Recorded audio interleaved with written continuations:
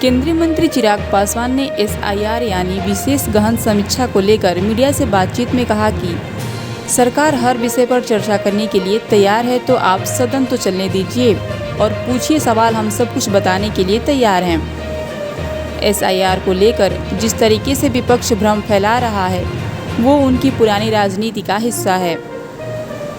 हम भी उसी राज्य से हैं और हमारे लोग भी वहाँ हैं। ऐसा भ्रम फैलाना और शिकायत करना, यही लोग शिकायत भी करते हैं। क्या ये बात सही नहीं है कि महाराष्ट्र और लोकसभा चुनाव के बाद इन्होंने डुप्लीकेसी ऑफ वोट का मामला उठाया था। मीडिया से बातचीत में उन्होंने आगे क्या कुछ कहा, सुनिए।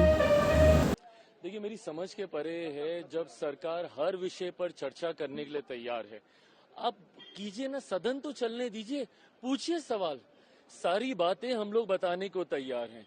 एसआईआर को लेके जिस तरीके से भ्रम, और ये विपक्ष की पुरानी राजनीति का हिस्सा रहा है, इन्होंने हमेशा ऐसे विषयों को लेकर से भ्रम फैलाने का कार्य किया। लोकसभा में क्या किया था? लोकसभा में संविधान खत्म हो जाएगा, लोकतंत्र की हत्या हो जाएगी। आज साल से ऊपर हो गया, हम लोग की सरकार बने, किसका आरक्षण छीन लिया, कौन से संविधान को खत्म कर दिया। इससे पहले सीए को लेकर भी यही भ्रम फैलाया गया था। सीए जो नागरिकता देने वाला कानून था, उसको नागरिकता छीनने वाला कानून बताकर मुसलमानों के बीच में ये भ्रम फैलाया गया कि आपकी नागरिकता छीन ली जाएगी, जबकि ये 5 ऐसे देशों को नागरिकता देने वाला कानून था जहां पे अल्पसंख्यक समाज को हम लोग नागरिकता देने की बात कर रहे थे, जहां पे बहुसंख्यक मुसलमान हैं, पर फिर भी देश भर के मुसलमानों के बीच में एक आगजनी का माहौल इन्होंने बना के रखा।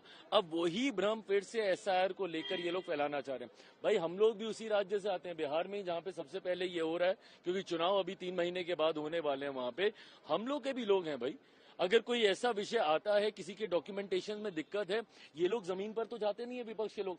भाई, एक पुरानी एक परंपरा रही है, अगर ये लोग अपने बीएलओ अपॉइंट कर रहे हैं तो हर राजनीतिक दल के पास एक अपना बीएलए भी होता है।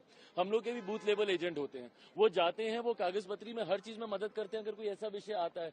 पर सिर्फ भ्रम फैलाना कि नागरिकता छीन ली जाएगी तो आपको डिस्क्वालीफाई कर दिया जाएगा, शिकायत कौन करता है? शिकायत भी तो आप ही करते हैं ना। क्या ये बात सही नहीं कि महाराष्ट्र के चुनाव के बाद, लोकसभा के चुनाव के बाद इन लोगों ने जाके डुप्लीकेसी ऑफ वोट का इन्होंने मामला उठाया था? राहुल जी की पार्टी ने, कांग्रेस की तरफ से किया गया था कि वोट की डुप्लीकेसी हो रही है।